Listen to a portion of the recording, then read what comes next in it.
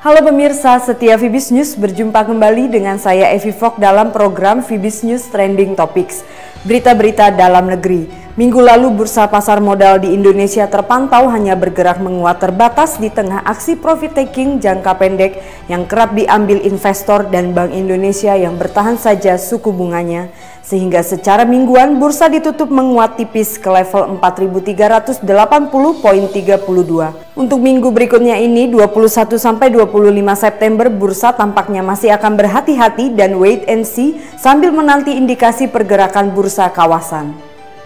Pemerintah dan Badan Legislatif Tanah Air akhirnya menyepakati asumsi pertumbuhan ekonomi dalam RAPBN 2016 adalah sebesar 5,3% sebagaimana yang telah diusulkan oleh pemerintah sebelumnya, sekaligus merevisi asumsi yang diajukan dalam nota keuangan sebesar 5,5%. Angka tersebut dinilai lebih realistis di tengah perkembangan ekonomi global hingga tahun depan. Indeks harga saham gabungan menguat tipis 0,04% pada Jumat lalu 18 September. Hal ini menyebabkan peningkatan indeks reksadana. Dalam minggu ini perolehan NAB tertinggi adalah reksadana CIMB, Principal Bond yaitu 20.545 untuk reksadana pendapatan tetap. SAM dana berkembang sebesar 11.763,17 untuk reksadana campuran dan Panin dana maksimal 56.327 untuk reksadana saham. Pasar otomotif nasional akhirnya kembali bergairah bersamaan dengan dihelatnya dua pameran besar otomotif nasional yaitu Gaikindo Indonesia International Auto Show dan Indonesia International Motor Show 2015. Tercatat sebanyak 90.534 unit mobil terjual sepanjang Agustus atau melonjak 62,78% jika dibandingkan dengan penjualan bulan sebelumnya yang hanya 55.615 unit. Annual Report Awards 2014 berlangsung pada Selasa 22 September lalu di Jakarta. Tema acara ini adalah akuntabilitas dan transparansi informasi untuk memenangkan persaingan bisnis dalam era integrasi ekonomi ASEAN. Event ini memberikan penghargaan Annual Report terbaik untuk 11 kategori. Sebagai juara umum adalah PT Aneka Tambang Tbk.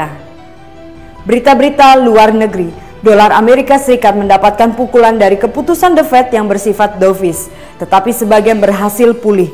Di samping pengaruh dari keputusan The Fed, akan ada pidato Mario Draghi, order durable goods Amerika Serikat, klaim pengangguran, data GDP, dan pidato Janet Yellen. Inilah event-event utama untuk minggu ini. Harga CPO untuk kontrak paling aktif di Bursa Komoditas Malaysia pada perdagangan Rabu 23 September tampaknya mengalami peningkatan lanjutan. Harga komoditas ini menguat dengan signifikan di tengah kabar bahwa permintaan sudah mulai mengalami peningkatan. Harga karet alami Tokom pada sesi perdagangan Senin pagi 21 September terpantau mengalami penurunan yang lumayan. Pelemahan di pasar karet kembali terjadi karena terjadi peningkatan nilai tukar yen Jepang. Yen yang berusaha melanjutkan kenaikan untuk 3 sesi berturut-turut membebani pergerakan harga karet di pasar komoditas Tokyo. Sempat dinyatakan tidak efisien pada rencana reformasi ekonomi negara dengan mengumumkan reformasi kepemilikan campuran atas sektor listrik, minyak, kereta api, dan sektor penerbangan sebagai bagian dari perombakan dari BUMN Tiongkok. Tampak berbuah manis pada perdagangan bursa saham Tiongkok awal pekan ini, di mana indeks Shanghai berhasil melesat hampir 2%. Berita terakhir dalam pidato yang disampaikan oleh Presiden Bank Sentral Eropa Mario Draghi hari Rabu 23 September pada sidang di Parlemen Eropa di Brussel tersebut, Draghi menyinggung bahwa potensi perlambatan di kawasan Euro saat ini datang dari pasar negara berkembang yang sedang lesu karena terseret oleh merosotnya ekonomi Tiongkok. Demikian program Fibis News Trending Topics kali ini. Sampai jumpa pada episode berikutnya. Salam Fibis.